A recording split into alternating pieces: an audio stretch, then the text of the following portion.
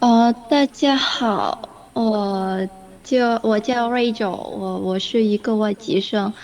虽然我可以用中文跟你们讲、跟你们交流，但是为了学习目的，我觉得我的能力不太行，所以很不好意思，今天我会用英文跟你们分享今天的内容。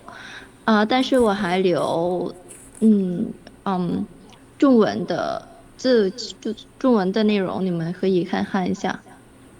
那好，我们开始啊。Okay, okay, to introduce about the today's section, we will go through the behavior cloning to vision language action. And this is our allies, and I will be responsible for part 0 and part 1, which is the behavior cloning and supervised learning as well. And how to say throughout these sections, maybe some contents you cannot you cannot get it. You can ask me and tell me, and if I still don't know, I will research later and give you the answer through chat or the Gmail. It depends on you. So by the end of the model, our primary goal is to understand the complex structural backbone of a VLA policy. Specifically, you should clearly grasp how data flows through the system and the distinct roles played by the loss functions, the tokens, and the attention mechanism, the mask encoders and decoder as well. To basically understanding how a VLA model operates, we will break it down into three core input modalities here. So first, what is the vision? We take the raw image inputs and transform them into visual tokens using a vision encoder. And for the language, we also apply the same procedure. We process the text instructions, converting them into language tokens, and then converting them, we use the language encoder. And for the actions, the final one, we take the historical state and action data to predict the next execution step through an action decoder. To sum up, as shown in the info sections, these three streams, vision, language, and actions, fuse together. It means that it's combined together into a single unified policy. Is precisely what we call VLA, vision, language, and actions.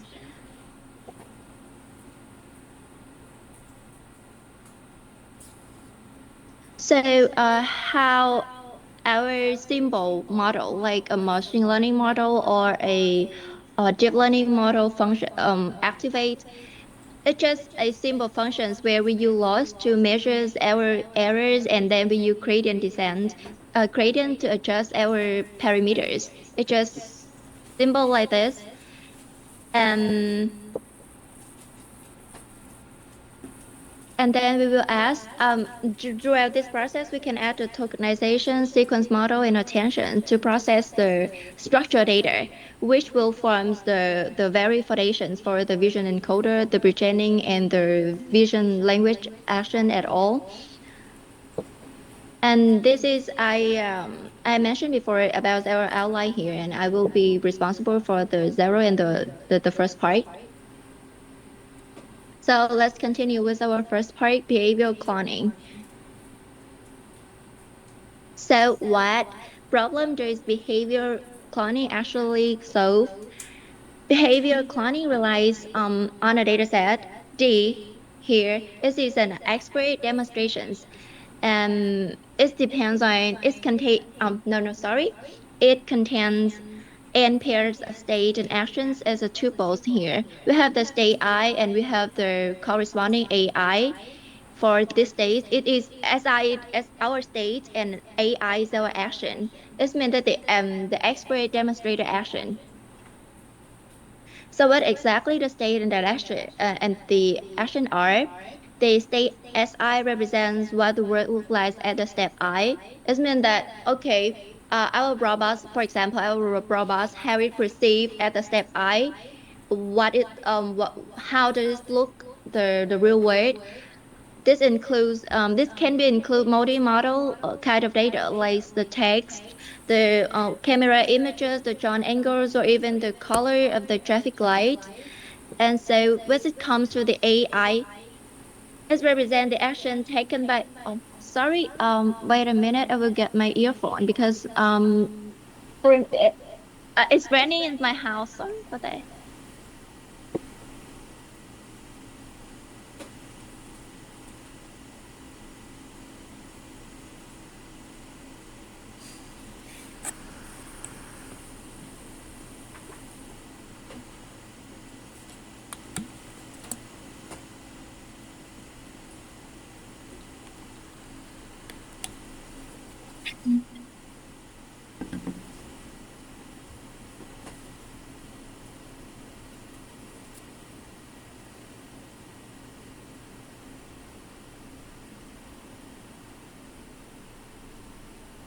Hello，还有画面吗？还有声音吗？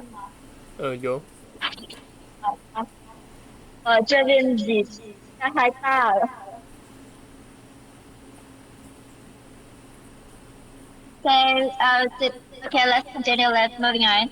It shows in the info section the whole goal of behavior cloning is to learn a policy function, so that whenever the model sees the similar state, it can predict and execute a similar action to the demonstrators.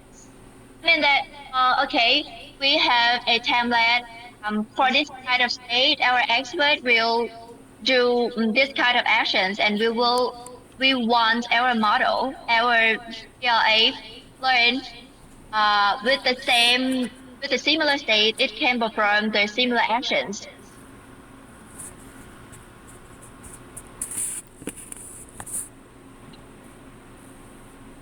So how do we actually output these actions? There are two primary ways to formulate a policy. It means that, okay, for the first case, continuous actions. Actions are continuous values like exact mouse coordinates or the end effects positions for a robot arm. This setup, the policy f sub theta of s equals a hat directly is a number. It's a number. That for the second case, the discrete options. The action is framed as a classification task. Which action token should come next? And the output here is a probability distributions over all possible discrete action tokens given the current state. This means that, okay, it will predict the probability for these actions at this state, not a continuous value.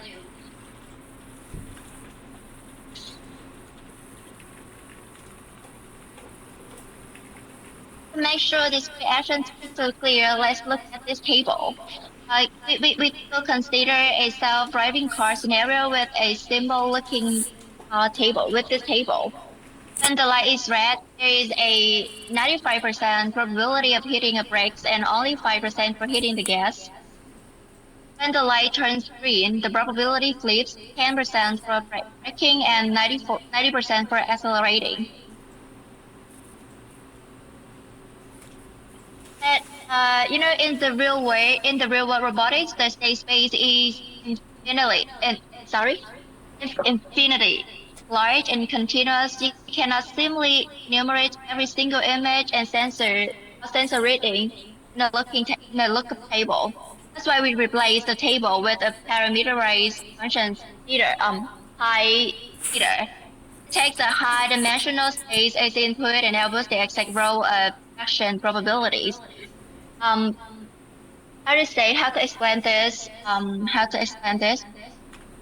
Like in the real world scenarios, we cannot just input one, two things like the red light, uh, traffic stakes, something like that. We will input a lot of kinds of information, the features for our model.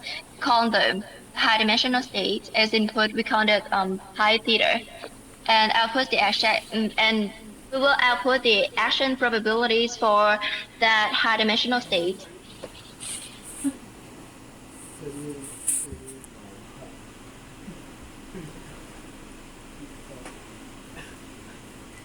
So what theta represent? Theta here represent all the trainable parameters in our model, the knobs or dials inside the neural network. To visualize it, you can imagine that for the small models, think of a simple old-school radio. It only takes a few knobs to turn the frequency and the volume. But when it comes to the large model, it's a massive recording studio console. Modern large-scale models are exactly like this. They have millions or billions of knobs to adjust. But we need to keep in mind that no matter how massive or complex the machine gets, the fundamental learning process remains exactly the same. Learning is the process, the simply process of turning these knobs to a better positions based on the errors the model makes. Mm, Maybe at the first time, all the values in our models are randomly choose, but after the errors the model makes, we can adjust our knobs to the right value.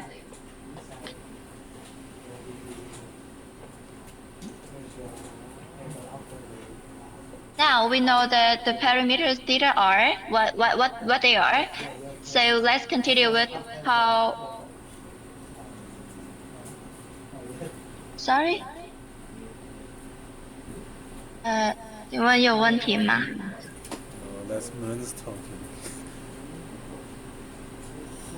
好，请问有问题吗？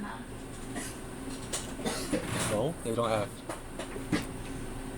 所以我继续啊。Good. Okay. So let's talk about how we could train our parameters. In other words, what is the training objective or behavior cloning? The fundamental rule of behavior cloning is that whatever the action the expert demonstrator performed, the model should increase the score for that answer, or bring its predicted action close to the experts. We try to minimize the distance between the experts and the models predict. It's the core idea of behavior cloning. Depending on whether our action space is continuous or discrete, like I have mentioned before, we use two different loss functions. For continuous actions, we will use mean square error. It just simply measures the square distance between the predicted actions vector of absolute theta of Si and the expert actions Ai. The closer the prediction to the expert, the smaller the loss. And when it comes to the discrete actions, we use the negative log likelihood. The model assigns the expert actions. We look at the probability that the model assigns to the expert's actions AI, and the higher the probability given to the expert's true action, the smaller the loss gets. I think that the core idea of these two equations is similar. Just we try to minimize the distance between the experts and the predictive error model.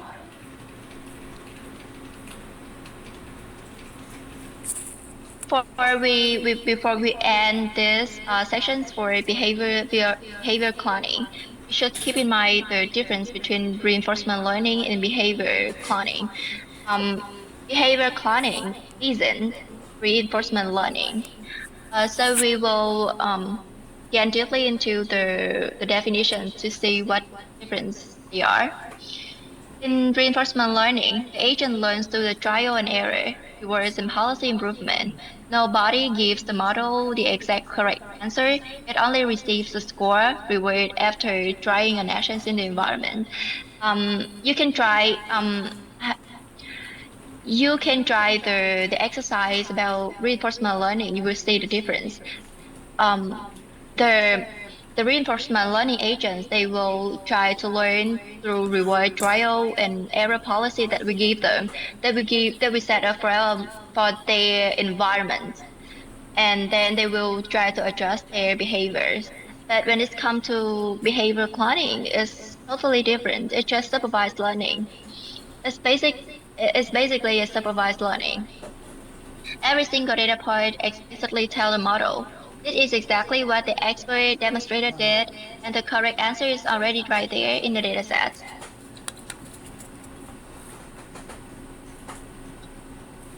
Okay, let's continue to the next part, the supervised learning. In this part, because of my research directions and knowledge, maybe it will jump over some kind of parts like the AutoCAD, because I think the mathematic equations so hard for us to grasp. Then I just go over, just tell you the definitions, and then we will move on, because now we just use the code from the same framework like the TensorFlow to um, to implement our code. Then we just need to, I think for my side, we just need to keep the core idea of it.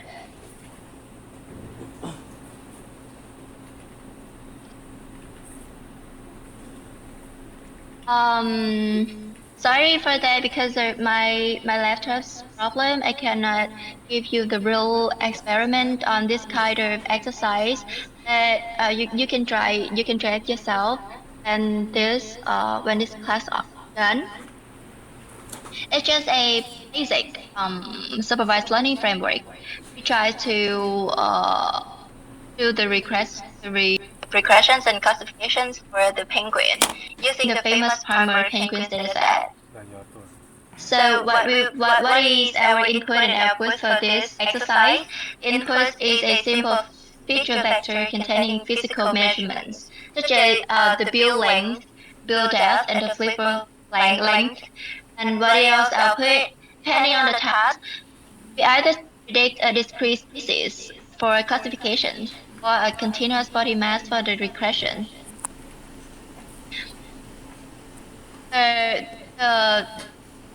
This exercise focuses on just one fundamental pipeline. A feature vector goes in and a single answer comes out. That's all. That just so basic like that.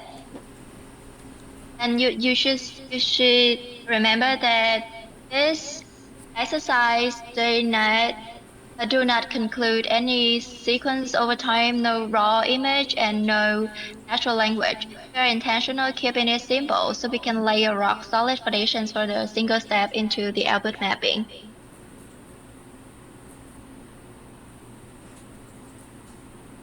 So we will think about, we have our input, we have our output, but what is the inside of it? How to connect our input and our output? Here we have a very basic way. It's called the linear model. And you can see the equations here. We have y hat equals wx plus e, and the x is our feature vector, like the physical measurements of a penguin that I have mentioned before, like the bill length and the flipper length, right? And the dot is the weight matrix. These are primarily trainable parameters of our model that scale and combine the inputs. I believe that I have talked about that. We will first just establish our weights, and then throughout the process, throughout the mistake, the errors of the process, we will gradually adjust this magic weight. B is the bias vector. This is an offset term that shifts the output up or down, giving the model extra flexibility. The key idea of B is the flexibility. And this is a technical info. We normally call this kind of equations is the linear model, but it's not that correct. Maybe we can call it the Fi transformations, because a linear model is does not conclude B. It does not conclude the bias. Just Fi transformations. It will conclude B. But now this kind of term is this term is similar to us, and a lot of learners, a lot of machine learning and deep learning learners, they are use this kind of term, then just go for it.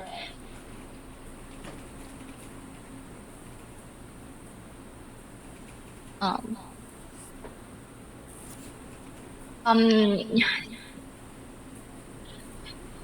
just take a simple exercise, just replace the value into the equations, and you will see the results. We will have two values of x, a build length of 45 millimeters and a build depth of 15 millimeters. And this problem had three classes of banquets, maybe, because we have three here. Top is a three-two matrix, and B is a three-dimensional bias vector corresponding to three possible penguin species. Okay. And when we replace the 45 and 15 in our models, like 45 here, 15 here, so it is a bias. This is the wave matrix, right? And we will have the final value for class 1, class 2, and class 3. Comparing our raw output scores, class 1 has the highest logits, while classes 2 and 3 both sit at 0.25. Therefore, the model predicts class 1. But just I would say that this is just the logit, the raw value from our equation. Later, we will apply some submax functions and cross entropy laws to give us to go to the final decisions of a classifications or quiescence model. And yeah, for the workflow here, multiply by the weights. We just first multiply by the weights, and then as the bias, pick the highest score. That's our main process.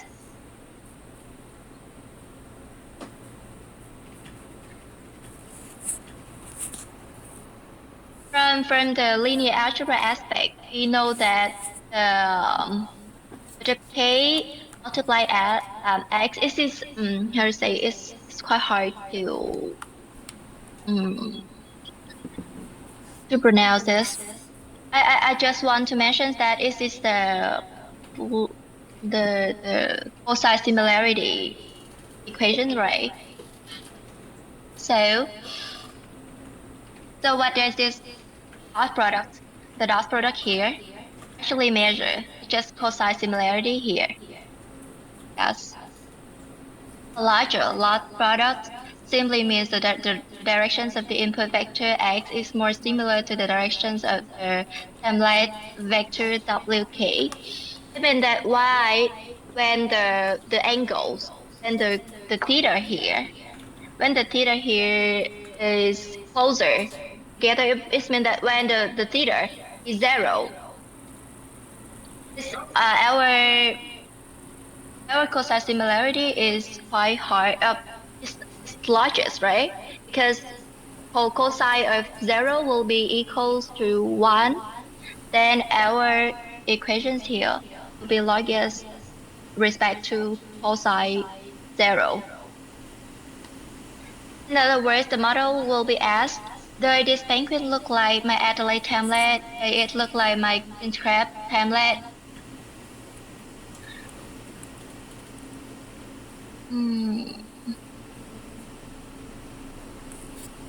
You will see the exact concept 3 times today. This exact concept 3 times today through the linear classifiers. The inner product between the template, the class, and the input, and in the CNN network, the inner product between the convolutional kernel and the local image patch, and for the attentions or the architectures of transformers in the product between the query and the key.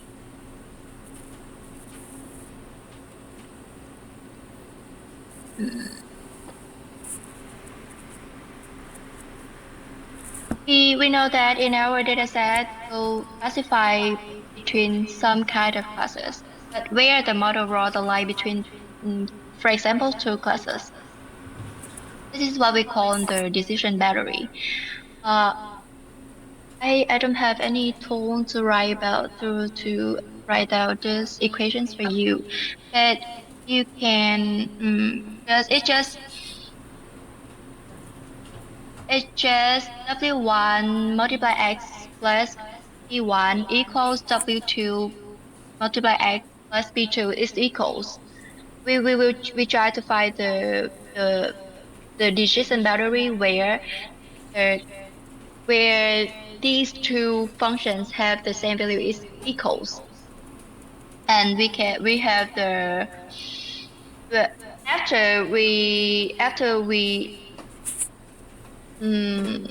write out these equations, we can conclude this kind of equations. But what is this look like?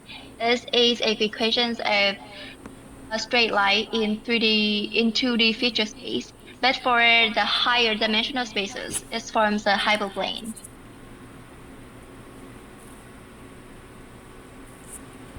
Every linear models make a strong assumption. To assume that the data can be cleaned separated by a flat plane. But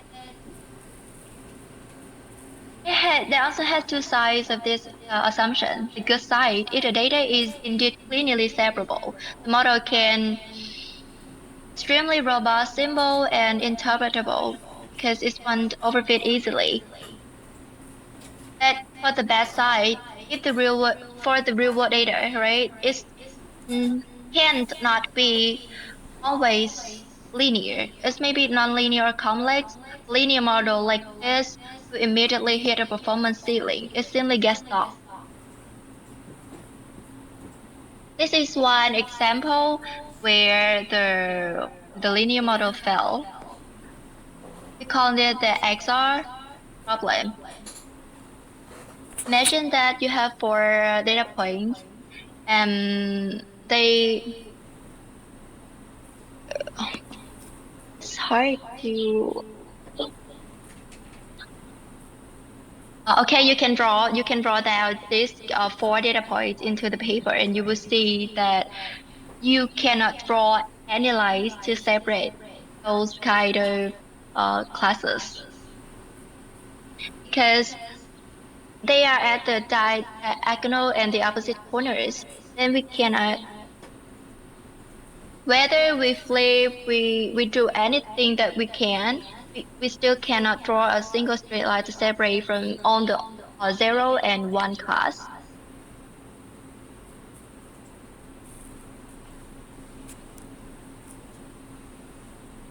So this is the motivation for the multi-layer perceptron and the deep learning.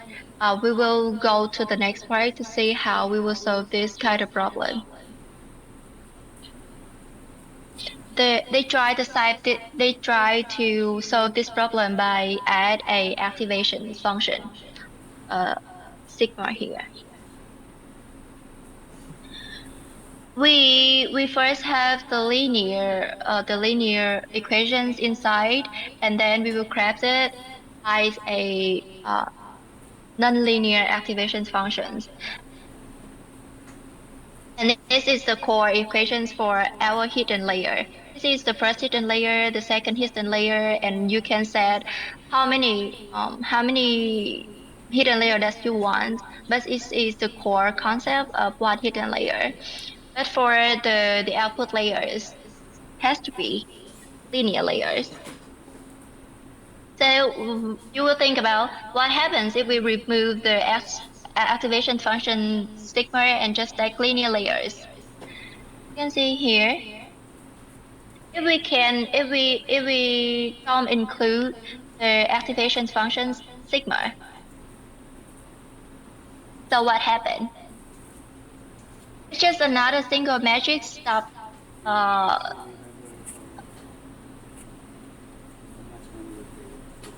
And it's just another functions of W, right? And for the next one, it's just another single bias vector T. is not different. It can't bring us any meaningful information. We can conclude that with our nonlinear activations, if you stack 100 linear layers mathematically, classify back into a single linear layer. Just single. It's just single linear. It doesn't change anymore. So their expressive power remains completely identical to a simple linear model. So how exactly does a nonlinear activation function allows us to solve the XOR problem? Let's look at the most iconic activation functions in the modern AI. It's called ReLU, right? Rectified linear units ReLU function. The rule of ReLU is really simple. If the input is negative, the output is 0. If positive, pass it through unchanged. The single hinge point at 0 gives the model the ability to bench and fold the space. So we just calculate the max between the Z and 0. Now we define two hidden neurons here. H1 equals value of the combinations of x1 and x2. H2 equals the values of the combinations of x1, x2 minus 1. You can replace the values of x1 and x2 into this model. For example, we have 0, 0, mean that x1 equals value of 0, right? It will be 0 here. x1 will be 0. For the h2, this is the value of 0, 0, minus 1. It means the value of minus 1. This will be 0 here. When we combine it into the function jx, have the minus 0.5. Look closely at this h here at the 1, 1, 0 and 0, 1. Both inputs got mapped into the exact same point here. The space has literally been folded. For the final equation gh, we can now we can classify into two classes. The this and this is corresponding to class 0, and this corresponding to class 1. We should remember that a decision battery that was physically impossible in the original X space now easily exists in the transform H space. This is the magic of ReLU. It folds the space so a simple linear line can split the data.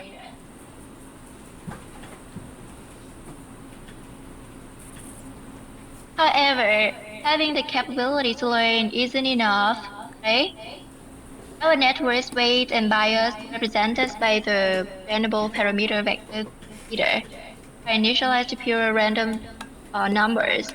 We need to adjust them because it's just random. Now after each process, we need to adjust them gradually to the number that we want. Look at the symbol on the slide. Input image X clearly says I'm not a penguin, so how the model will solve it. But when our random initialized model F theta of X looks at it and confidence guesses it's penguin, 97% penguin. So how the model process it? Then we need to this is just an example, and we need to form a complete process from the loss, the gradient, the optimizer, and the validations to totally update our parameters. So what is loss? This must mathematically define how wrong the model is.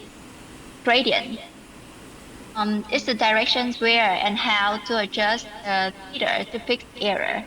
And what is the optimizer? The optimizer take a concrete step forward to update theta.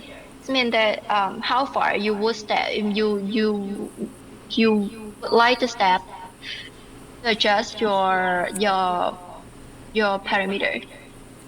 And finally, for the validations, we check whether the model truly learned the underlying concepts or simply memorized the training data.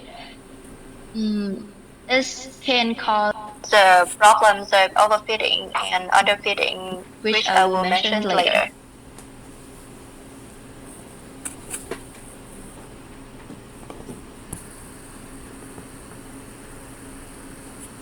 So let's look at the first step that we have defined, a loss function, right? Defining a loss function.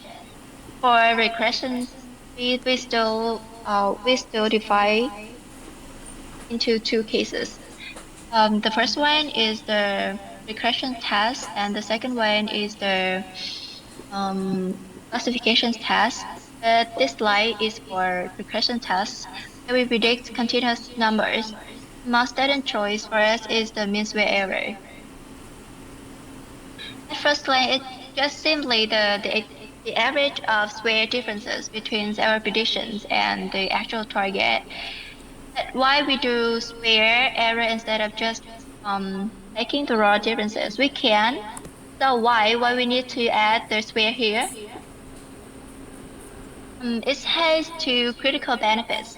First one, if the model, I will give you two data points. For the first one, the model will overestimate by +3, and for the other one, the model will underestimate by the -3. If we simply adding them together, this would give us a total error of 0. Like if I delete this square, I just 3 plus -3. This will give us the final result of 0, right? I will forward into thinking that the model is perfect. So we definitely need to add square here. It turns both the square of -3 and plus the square of 3 is 9, right? Making sure all errors are accounted for. For the second benefit, square creates nonlinear penalty. If an error doubles from 2 to 4, penalty doesn't just double, it quadruples from 4 to 16.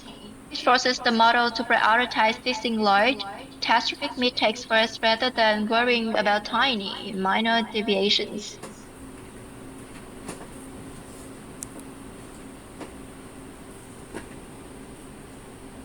Okay, this is the loss function that we use for classification tasks. Here we combine two fundamental components, the submax and the cross entropy. First, our neural network outputs raw, unnormalized scores called logits. Like I also talked about that before, that it's just a raw number from our models. We haven't done anything about it on that. Just we call them logits. To turn these raw scores into the meaningful probabilities, we apply the submax first. We apply the submax function. The submax will guarantee two things. Every output PK is strictly positive, and the sum of all possibilities across all cases are equals exactly 1. Next, we have the probabilities. We have the predicted probabilities. So, how we convert them into our true targets? We use the cross entropy loss.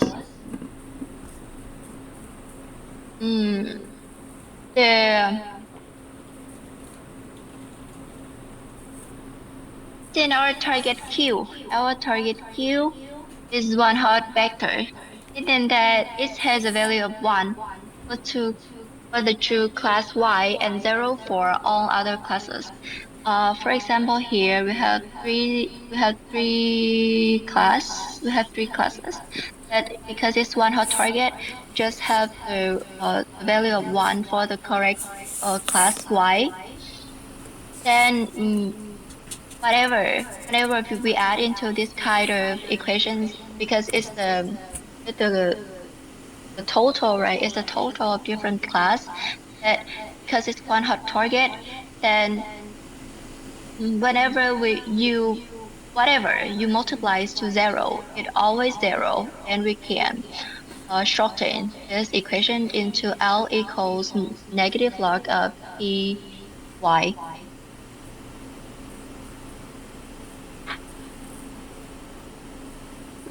So the goal of this is to minimize the loss. The network must drive the correct class possibility Py as close to 1 as possible. This is the meaning of this function. And the boundary, if the model is confidently wrong, then it is assigns a near zero probability to the correct class, and the log will give us the negative infinity, causing our loss explode. This is the meaning why we use this log, and we shorten to the to this shortened version. Okay, the simple version of it.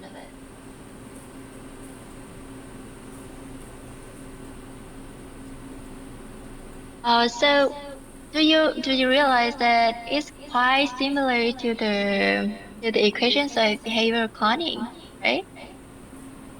This is the equations of the behavioral cloning that I have shown you.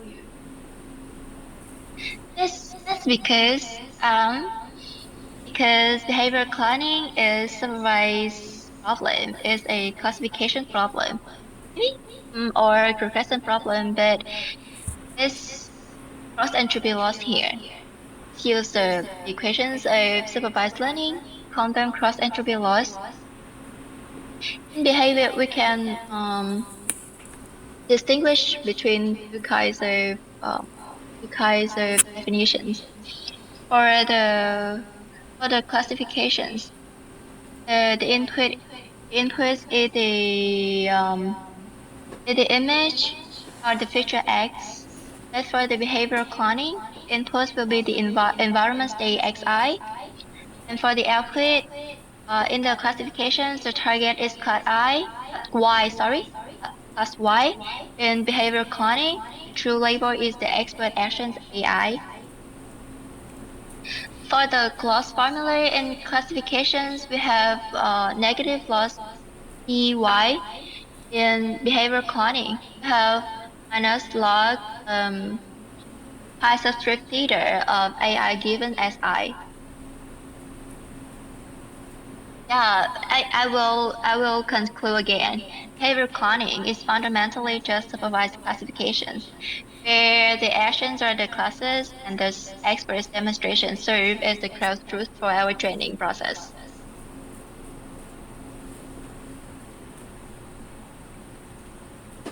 So we have get directly into the loss function. So how do we actually fix it? We have the loss value. So how we fix it? Let's jump into the next step, the gradient descent. Gradient descent. Thinking of finding the best parameter theta is trying to reach the lowest point of the valley in total darkness. The core updates formulae here. I will break down it into a part for you to easily grasp the definitions. For the gradient here, this is a vector containing on the partial derivatives of the loss with respect to every single parameters in our network. Tell us the slope under our feet. Why we add the minus sign here? Because the gradient always points uphill toward higher loss. Since our goal is to minimize loss, we put a minus sign in front of it to work in the exact opposite directions, the downhill. If a gradient component is positive, we move to the left, but if it's negative, we move to the right, increase the theta. For the learning rate either, we can counter the step size. Parameter decides how big a step we will take in that direction. Okay. The minus sign here give us the directions, and the either will help us determine how far we want to step. And this is our very first hyperparameter. But what it has hyperparameter? It means that we need to set them by ourselves manually. As a machine learning engineer, we will set it based on our own experience. And we need to notice that, this is a sequence. We start with a initial random parameter, and we need to repeat the process. Did exact the same updates formula, and the step-by-step generates our theta 1, theta 2, theta 3, so on. And that iterative process is what we call training. After maybe we will set our training debug equals 100. This means that we will give our model 100 chances to update their parameters, calculate the gradient descent, and then adjust their parameter.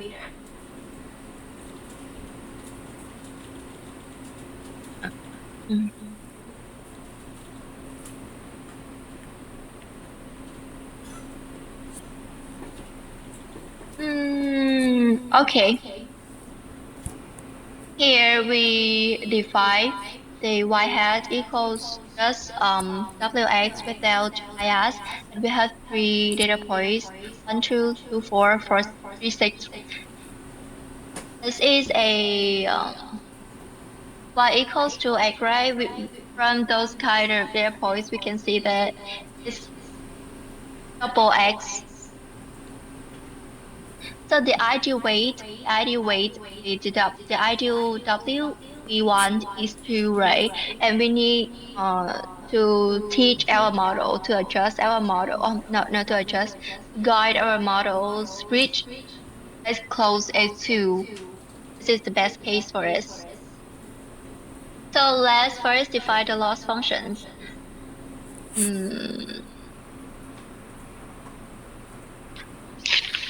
You can go back to the previous slide and replace the values inside the loss functions. We can define the loss functions LW here, and we can realize that it's a beautiful parabola whose lowest point sits exactly at W2. It's a parabol shape, and the ideal point for us is at the lowest of the parabol at W equals 2.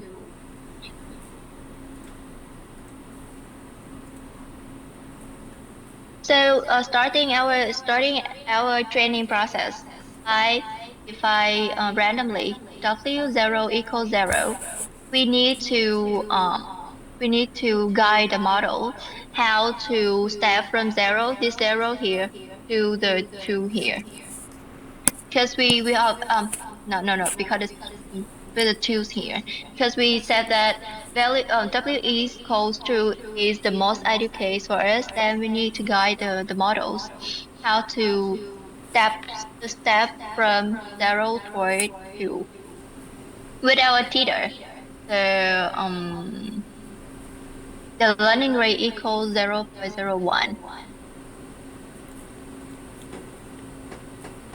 After compute the derivative of the loss with respect to W at the starting point, we will have the value here, and then we can update our W1 equals the W0 minus 0.01 multiplied minus 56 divided 3. We will have the new value at the W1 equals 0.187. And we can realize that from first step, not the first step, the first state. W0 is this called 0, right? But for the W1, this is 0.1, approximately 0.2. This get toward closer, our W equals 2, right? This is the meaning of the gradient process.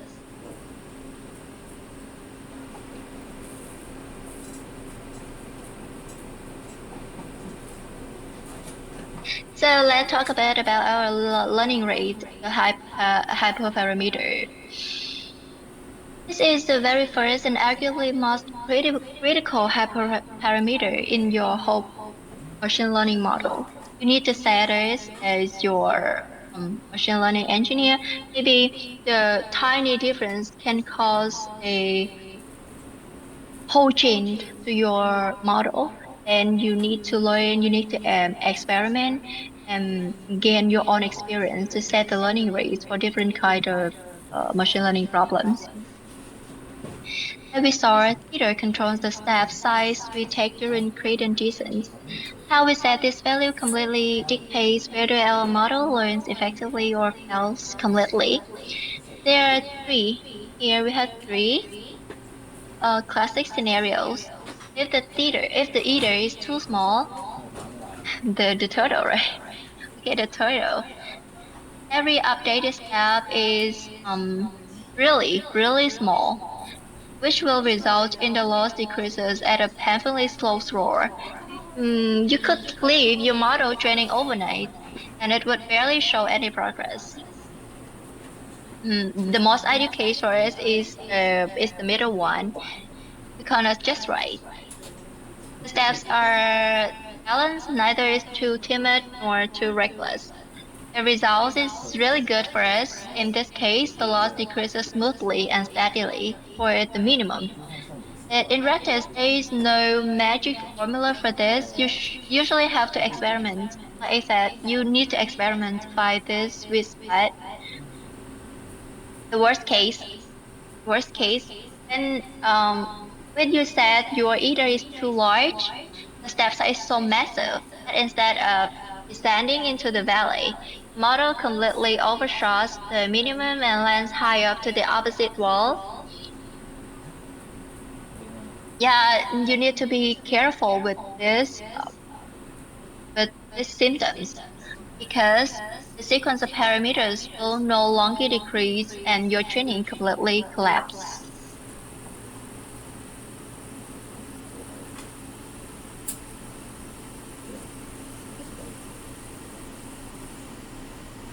Okay, because the core concept of our training model is the back preparation rate. After you calculate the error, you calculate the gradient descent. You need to make preparations. Is the core idea of the training process. But just refresh about it. We need to learn the single variable chain rule. This is the how to say, it's the core equation of the backpropagation. Let F have F and Let letify F and G be have differentiable functions where y have here y equals f of u and u equals g of x. Did you get it? We can replace u here inside f's function. When the input x changes by a tiny amount of delta x, the intermediate variable u's will change by the u's here will change by the theta u's. And how we calculate the theta u's? It is equals the derivatives of delta x, and the final output y changes by the delta y. It also according to this corresponds to the derivatives of delta u. Okay, let's I will talk about it again. I will talk about it again. Okay. When you have a chain, you have a delta x corresponding to the amount of changes for x. After you get the amount of changes for x here, you will get the amount of changes for u. After you get the amount of changes for u's, because u's is the variables of f function, then you will have the differences for your final output y. Now, so what is the initiative meaning behind this? The chain rule simply connects two linear chain rule here. It just simply connect two linear approximations together.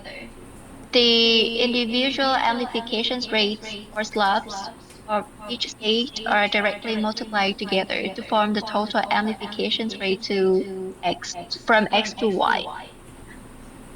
Yeah, as I explained, we will go from the amplifications from x, go to y, use not y, from x to u, and then we will get our final results y. This is why I call them connect two linear approximations together, or we multiply together.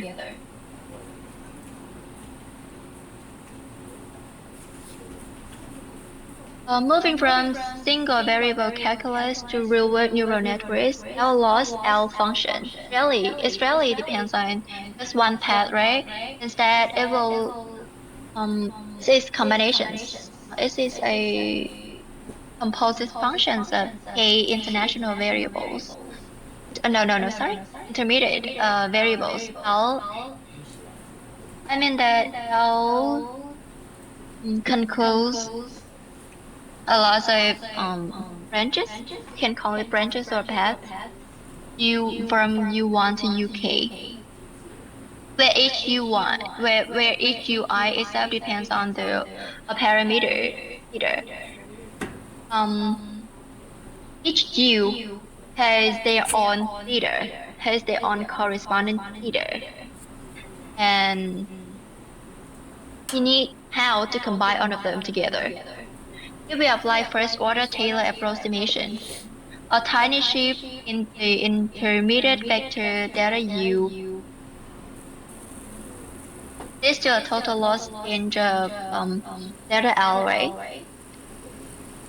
And since each path UI changes by the delta UI, we substitute this back divided by delta theta and take the limit. Let's use the final equations of the multivariable chain rule. The previous slide shows us how single variables chain rule activate, and this slide we will extend to the real world scenarios for our neural networks. This maybe concludes different paths, and we call them multivariable chain rule. And the core institutions. This is how we compute every gradient component in deep networks. The rule is quite simple. Multiply the derivatives along each path and sum across on parallel paths. Yeah, it's like the horizon and the vertical.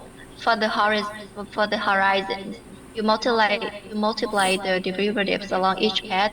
For the vertical, you will sum across on parallel paths together. Then you will have your final loss function.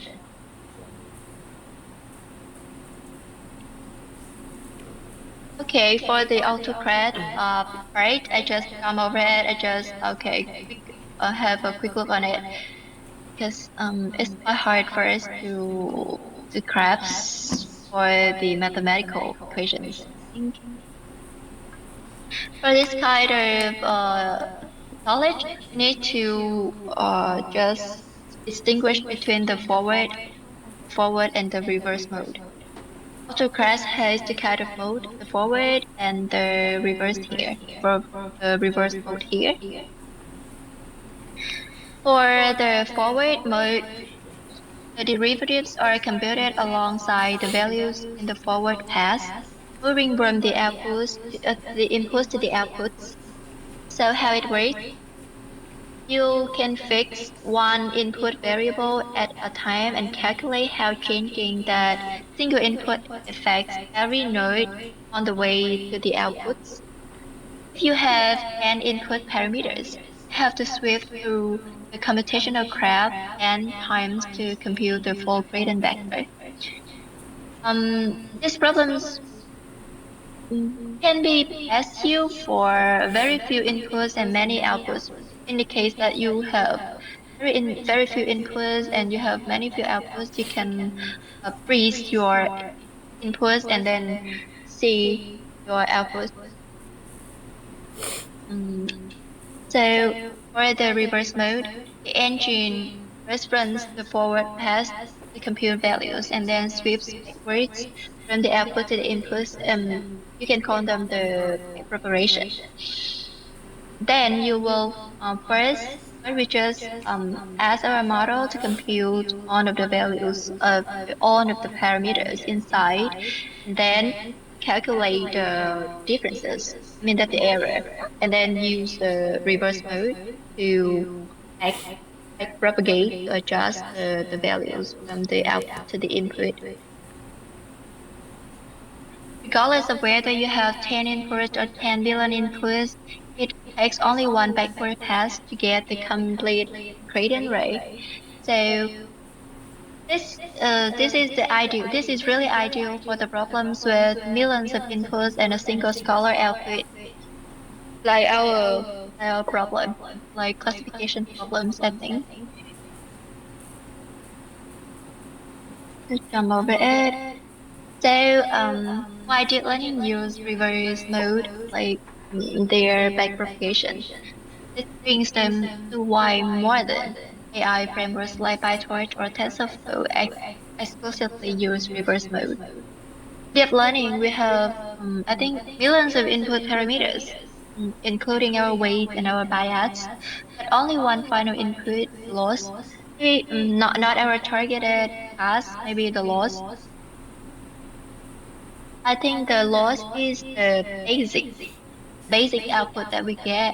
So after the loss, we will use the reverse mode to update. And using the forward mode would require running the graph millions of times per step.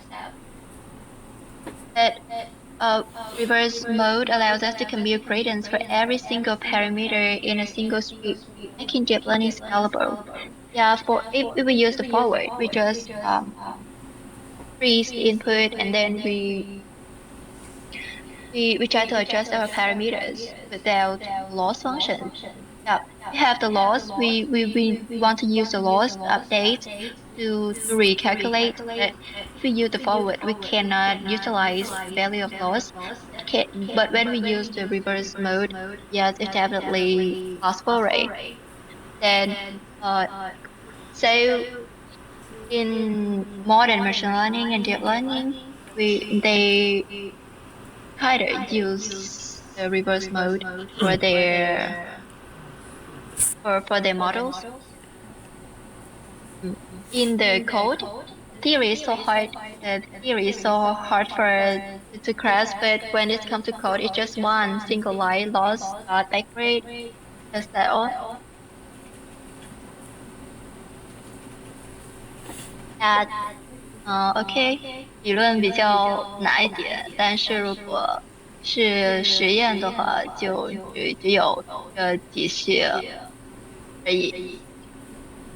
To update your model, then just use 5 lines of code, 5 lines of codes, optimizer, predictions, and then using loss. Calculate loss. After you calculate the loss, you will try to grade backpropagations, then optimizer. This is the flow, the loop.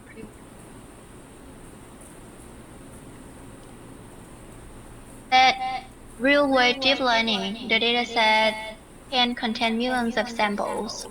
Computing the true grading over the entire dataset that every single step is computationally impossible, right?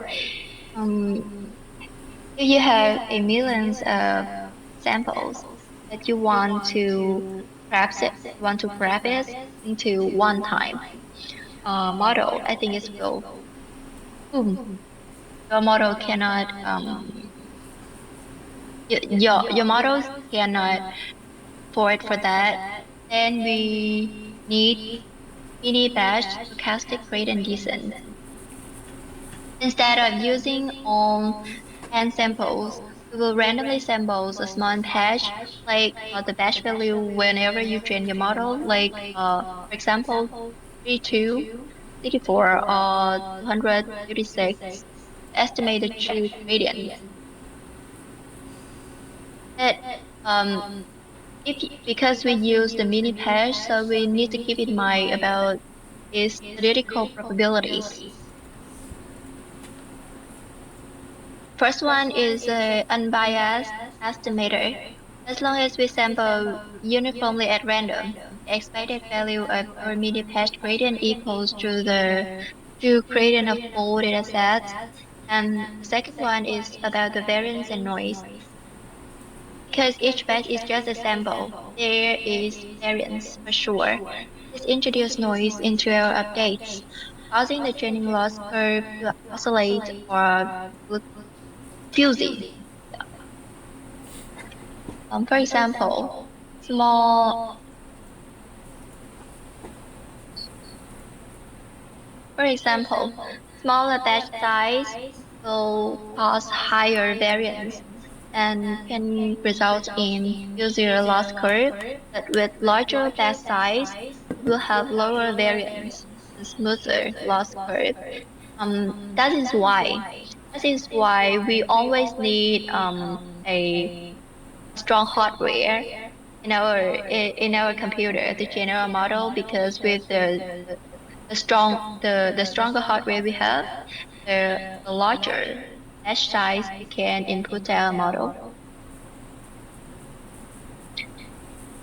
This means that this is why when you train your model, you try to maximize your batch size as much as you can.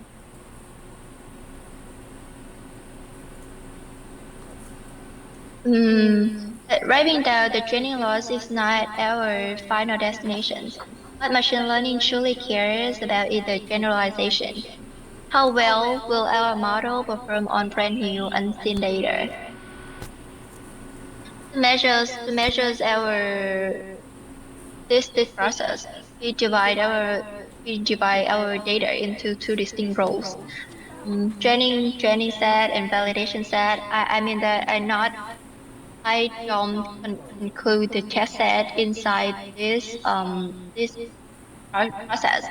It's just the training process. With the training set and the validation set, it can help you it can help you very soon observe your training process.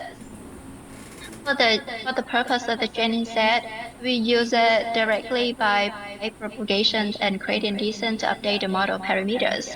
It's our main data set, not data set, it's our main set for the training process. Think of this as a textbook and homework problems given to our student. But for the validation set, parameters are never updated on this set. It acts as an unbiased observer to evaluate how well the model handles new data. Think of this as a mock exam with brand new questions. Mm, like after our students learn a lesson, we will have a mock test for us. The mock test here is the validation test, validation set, and after that, all of the process, because we can observe the validation set is quite smaller in comparisons with the test sets, the real test sets, and we just use this validation set to observe our training process, and we can break it or uh, keep it going. It depends on how we observe the model and how our model perform. This validation set was like a mock test for our our model before coming to the final test set. And in real-world engineering, you train your parameters on the training set, but you rely exclusively on the validation curve design. Yes, you train your data, you train your models on the training set. It's right, but you need to observe the validation curve, decide when to stop training. It's called early stopping. You see that your model is sooner converges, can stop training. And another case is which model checkpoint to save.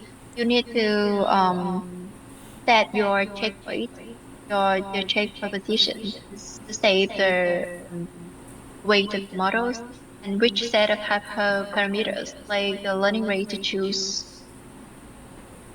This is the roles of the validation set in the training set. I think that I don't know why, but in my in my bachelor degree, uh, seems like many people just care about the training set and the test set. They just split it into the training and the test. Mm, that doesn't mean that they don't use the validation set, but they just really care about the validation set, or they don't know how important the validation set is in the whole training process.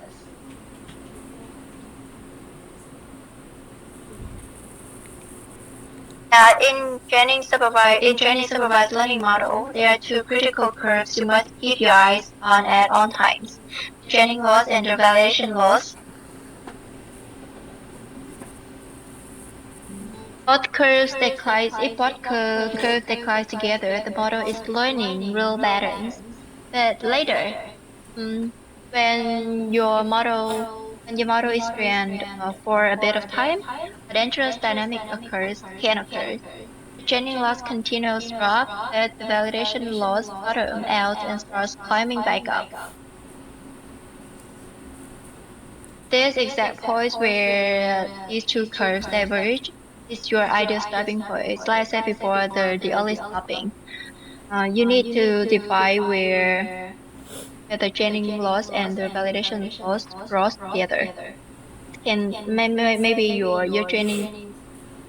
training procedure, your standing progress has converged. If you still continues, it can cause um the bad results for you. Then you need to stop early. And another symptom that you need to observe about is the overfitting.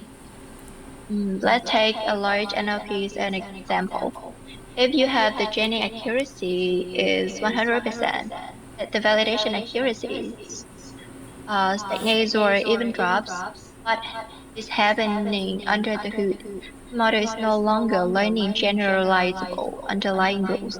It is simply memorizing the training symbols by heart. The overfitting can cause the perfect training loss. You can see that no not the training loss, the training accuracy you can see, but when it comes to the validation, accuracy is totally bad, and it becomes the uh, overfitting, where we cannot see any improvements in the training validation that that in the training set is to increases the accuracy. So that's all from my part. Do you have any questions? 如果没有问题的话，那我们谢谢那个 Rachel 为我们带来上半部。那很感谢你们听我的内容，很感谢你们，拜拜。OK，Thank you。结束了。OK，Thank you。没事。没事。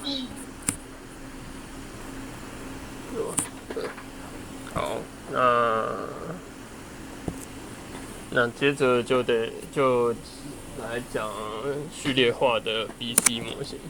那前面有稍微提到的 BC 模型是怎么做的，那还有比较重要的是那个 supervised learning 是怎么做训练嘛？那接着就要来讲是什么是 BC 模型。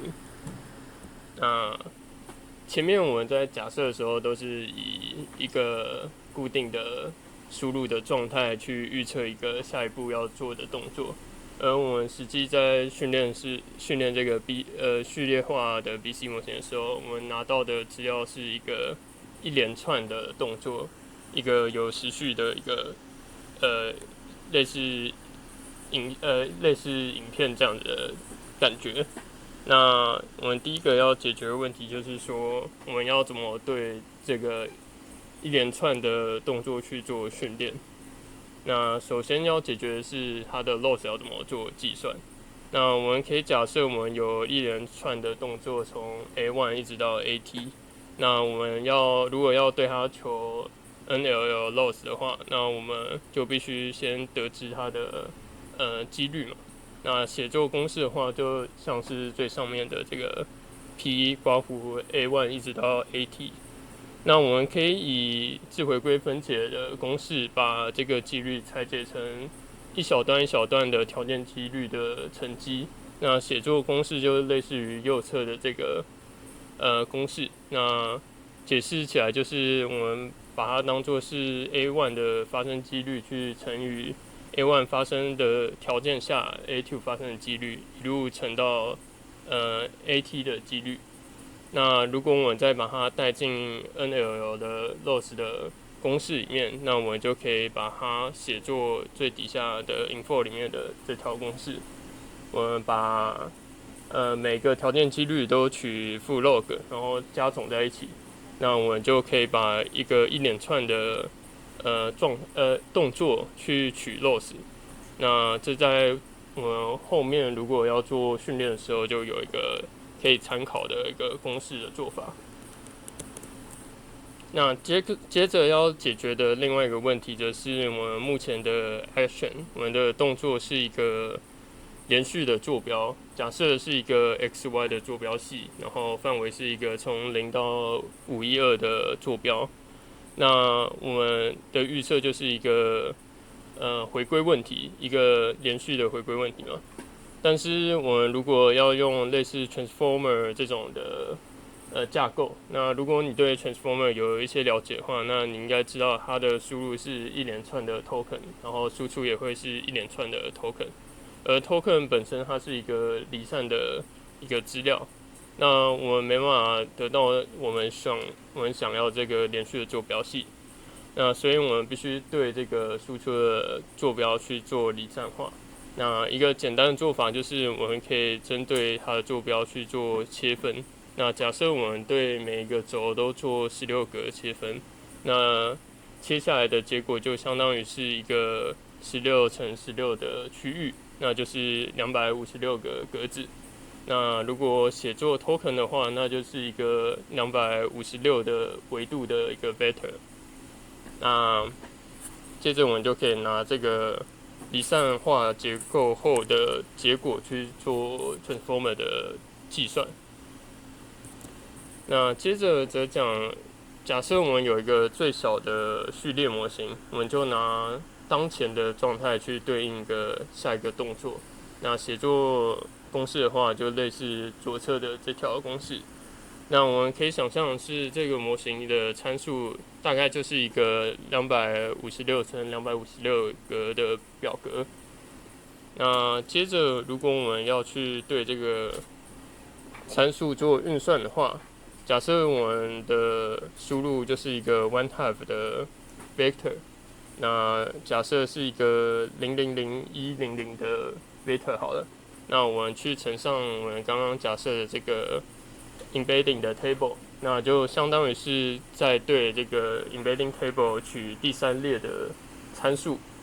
那可以看到说，这 embedding table 本身其实就是一个可训练的矩阵，然后本质上就是在做矩阵乘法。那是不是有一个更好的方式可以用来表达这256乘256的表格？那如果以矩阵乘法的公式来看的话，我们可以把它写作是2个矩阵，一个相当于是256乘 c 的一个矩阵，然后去乘上一个 wc 乘256的矩阵。那两者相乘一样是一个256乘256的矩阵，但是它整体的参数量是2乘256乘 c 的参数，比起原本的256的平方，假设这边 c 我取32的话，那只剩下原本的1/4的参数量了。那这个操作在模型里面就叫 embedding。然后如果我们 c 取的比原本的这个 channel 的 size 还更小的话，那模型就必须在拥有更少参数量的同时，要尽可能的去优化它的 loss。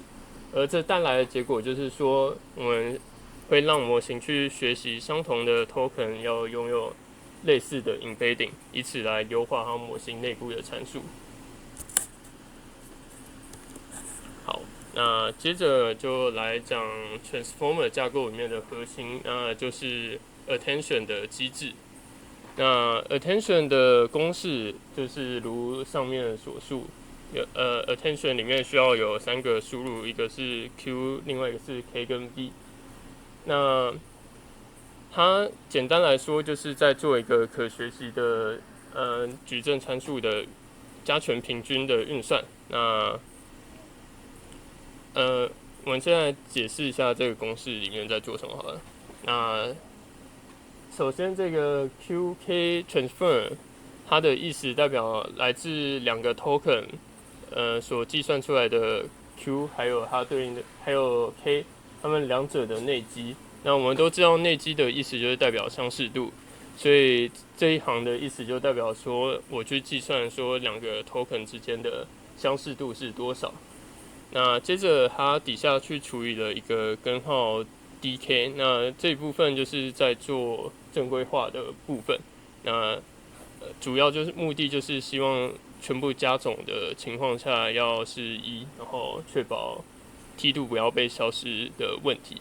那它在最后乘以了一个 v 的参数，那个 v 的参数则代表了整个加权平均的一个权重。那如果我们把整条公式合在一起看的话，那整个意思就是说，我对2个 token 所计算出来的 QK 去比较它们的相似度，然后如果它相似度比较高的话，我就给比较高的权重。那如果以白话文来说，就是我去做加权的平均。那后面我们有一个例子，那假设我们的 QK transform 的矩阵写作左侧的这个矩阵，那2的地方就表示说这边模型认为说这个区域的相关性比较高，那如果是0就表示说模型认为这边的区域相关性比较低。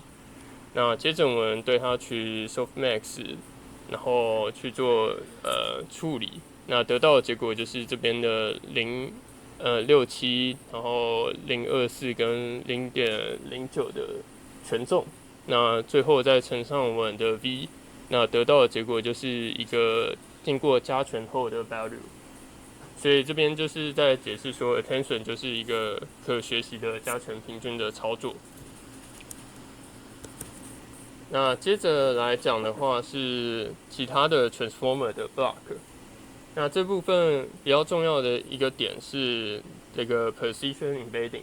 那因为 attention 本身它并没有任何的任何调换，应该怎么说？我想想啊，应该说 attention 它在调换不同 token 的顺序的时候，它并不会产生任何的影响，它只会认为就是调换结果。但是我们像是如果是做文字的训练，那我们肯定前后语句如果做了调换，那一定会受到影响嘛。那为了确保 transformer 它能认得说每个 token 它对应的位置，那我们就必须在模型开始之前加上一些 precision 的 embedding 进去，来避免模型丢失位置讯息。那剩下的 block 可以未来机器学习再理解就好了。对，那再来一个重点是，前面有讲到说，我们现在输入是一堆连续的状态，连续的 action。那但是我们在学习的时候，假设我们在学习 A1 的action 的时候，我们就已经拿到 A2 的 action 了。那模型不就是直接去抄 A2 的结果就好了吗？所以为了避免模型去提前知道这些未来的光束的答案，那我们必须在模型做 attention 的时候，把这些未来的光束的区域做 block， 来避免这些区域被用作模型的训练当中。而这个操作就是 causal 的 mask， 那这后面也会再出现。好，那后面的话就跳过，应该，好，那就直接快进到 pass 的视觉表示的部分。那我们前面讲的状态 action 这些我们都是代称，但是如果我们今天假设我们的输入就是一张影像好了，那假设是一个96×96×3，就是 RGB 的一张影像，那它对应的像素的数值的量就是27000多个字节，或数字量，然后我们对应的操作是一个2维度的 XY 的坐标。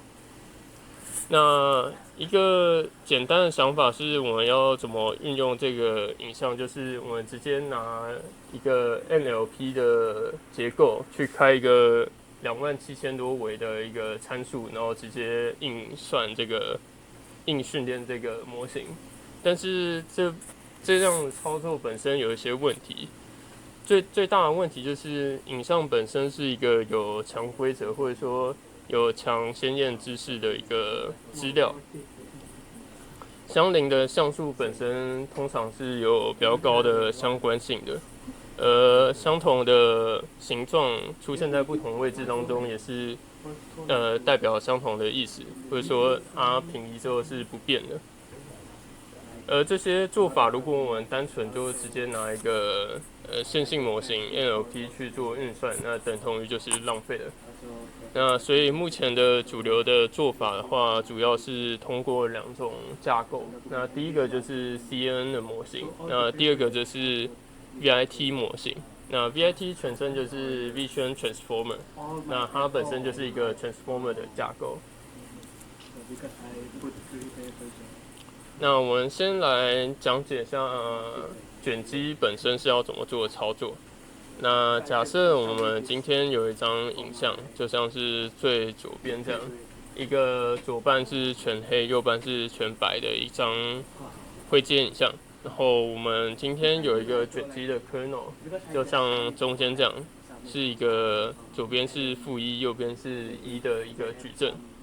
那我们在做卷积操作的时候，就会把这个 kernel 放到整张影像的左上角，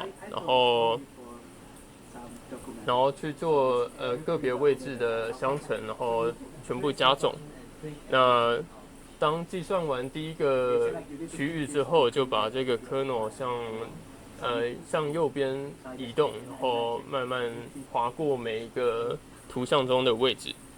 那我们可以想象是，当这整张影像被运算完这个卷积操作之后，应该会在图片的中心区域留下一个全是1的区域。那这样子的操作就是一个卷积的流程。好，那如果我把卷积的公式写出来的话，那就会类似于下面这样子。那另外一个问题是，严格意义上的卷积操作本身需要对 kernel 做旋转，但其实在深度学习里面，因为 kernel 本身是模型所自己学出来的结果，所以需不需要翻转其实并不会有太大影响。那另外一个则是卷积操作的好处，那它的优点就是它本身是可以做平移的。所以你这个 kernel 不管是放在整张影像的左上角还是右下角，那它都是可以运算出相同它都是可以侦测到相同的特征的。好，那接着则是我们稍微讲一个小的 CNN 模型。那假设今天有一个4层的 CNN 结构，那每一层都是一个3×3，然后 slide 等于 2 的一个卷积层。那沿用刚刚的例子，那我们整个影像的解析度应该就是从原本的96×96的影像，慢慢经过卷积，从慢慢变成48到24到12，再到6。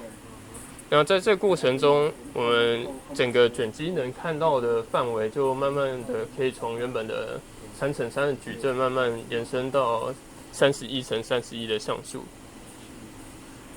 那最后我们就会可以得到一个经过缩小后的一个卷积结果，一个6×6×C 的一个向量。那我们可以再对这个向量去取average pooling， 然后再去做一个线性层，然后这个线性层对应到我们最终的 action， 那我们就可以拿卷积去预测我们模型最终的结果这样。这边有一些小的名词，那像是 pooling 是什么？那 pooling 的意思就是在边界补零。那如果你有注意前面在做卷积操作的时候，那你发现如果你真的把这个图片经过卷积，那每卷一次的话，它的影像就会缩小一点。那主要原因就是因为你 kernel size 本身就是要稍微大一些嘛，所以你每次卷积经过一次就会缩小。那为了要维持这个卷积的大小，那我们可以在这个整个影像的周围再做pooling，比如说补零的操作，以此来控制整个卷积结果后的大小。好，那另外则是 encoder 的概念。那我们现在假设我们有我们的输入的 raw pixels。需要经过我们的模型，然后得到一个 action。那模型内部在做操作的时候，大致上可以分成2个步骤。那第一个就是我们先将这个 raw pixel， 比如说这边是一个27000维的一个实数域的向量，那我们需要把它 embedding 到一个 channel size 为 C 的一个向量空间当中，然后这步操作其实就是encoder 在做的事情。那接着我们拿到这一个 channel size 为 C 的一个特征的向量，那我们再把它经过还原，也就是 decoder 在做的事，把它还原成一个实数域2维的一个空间当中。而在这个过程当中，模型要怎么去对这个 encoder 做训练？那其实也很简单，因为它本身是一个端到端的训练的结构，所以我们的 loss 是可以通过 loss function， 然后经过 decoder， 再经过 encoder， 把梯度一路回传到 encoder 上面。那当我们在做模型训练的时候，那我们的 loss 就可以帮助我们去优化我们 encoder 所训练出来的特征。那在 VLA 当中的 Vision Encoder 其实就是一样的角色，只不过它本身架构更大，资料量比较多。然后我们这边假设是一串向量而已。那在实际当中，可能是一个好多一整串的 token， 一整串的向量这样。那接着则来讲 VIT， 那 VIT 本身就是 Vision Transformer， 所以它本身还是一个 Transformer 的架构。那在做影像在 VIT 在做影像处理的第一步骤，就是我们先针对整个影像去做分切。那假设我们这边分切的大小，也就是 page size 设置在12的话，那一个96×96的影像就可以分切成一个8×8的 page， 也就是64个 page。而我们把每个 page 都摊平的话，那每个 page 相当于是一个12×12×3的维度的向量。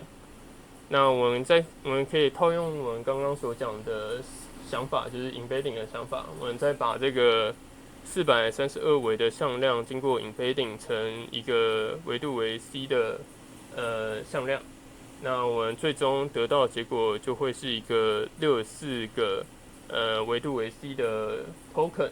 那既然我们有了 token， 那就可以把这些 token 拿去做 transformer 架构的训练嘛。那在 transformer 在 VIT 训练的时候，我们一般会在整个 token 的最前端加一个 CLS 的 token 来做全局的影像的总结，然后一样会需要加上 precision embedding， 就像前面所说的，如果只有 attention 的话，它本身是不知道模型的对应的相对位置。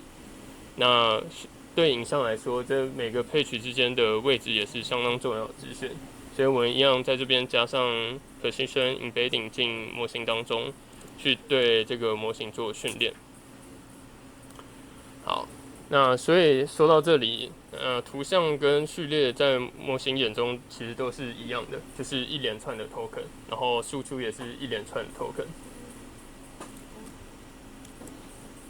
再来则讲到我们刚刚在讲transformer 架构的时候，有说到我们会对这个资料去做 crucial 的 mask。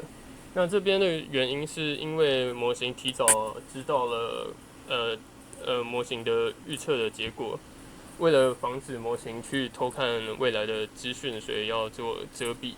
但对 VIT 来说，我们每个page，不管是page 7还是page 42，它本身都是来源于同一张大的影像上，所以这边其实是没有必要去对这个 token 去做cross mask 的，因为它们原本都是一整张影像。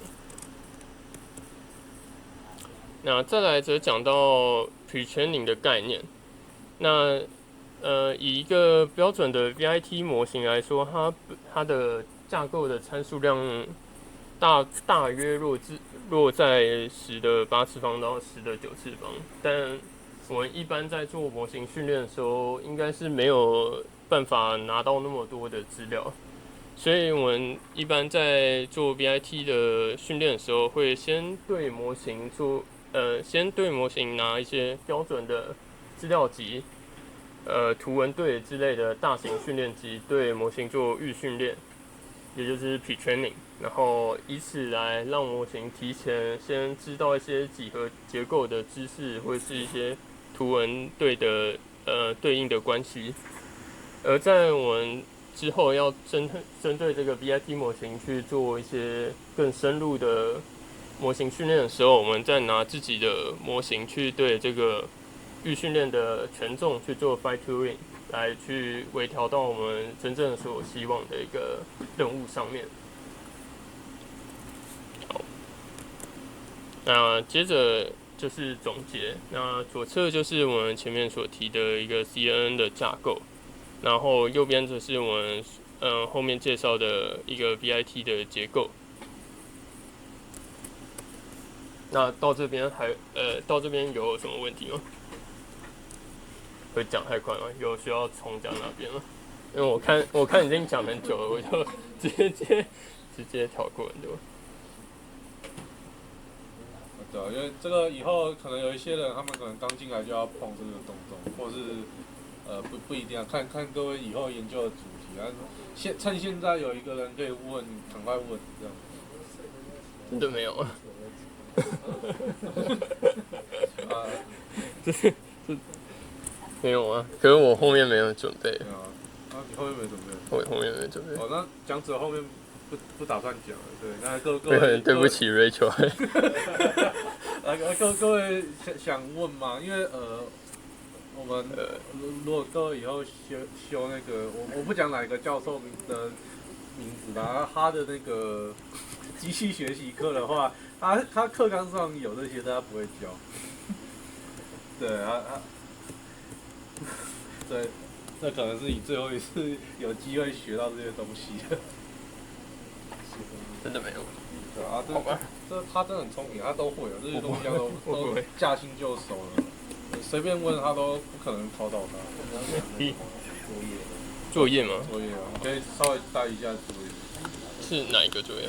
啊，就最后一个。最后一个吗？画4可以跳过了。画4，因为我没认真看，我不确定。这个吗？不是，就回去要做这个。哦 ，OK， 那这是回家作业。那这次要做的是一个影像加语音指令加一个七维的机器手臂的 action 要做训练。好，这边是不讲有点。不知道，你就介绍作业，因为他们回去要做的。讲一下。哦。大家体验一下 VR。但这不是我的专业。啊，那不是叫你准备作业，你都不准备，然后这个讲的很棒。完了，我不知道，我以为是前面的那个作业。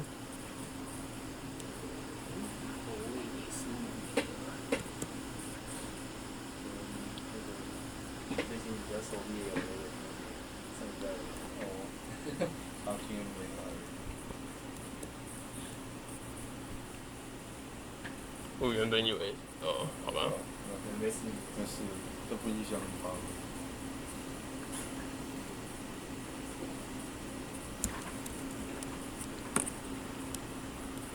也可以。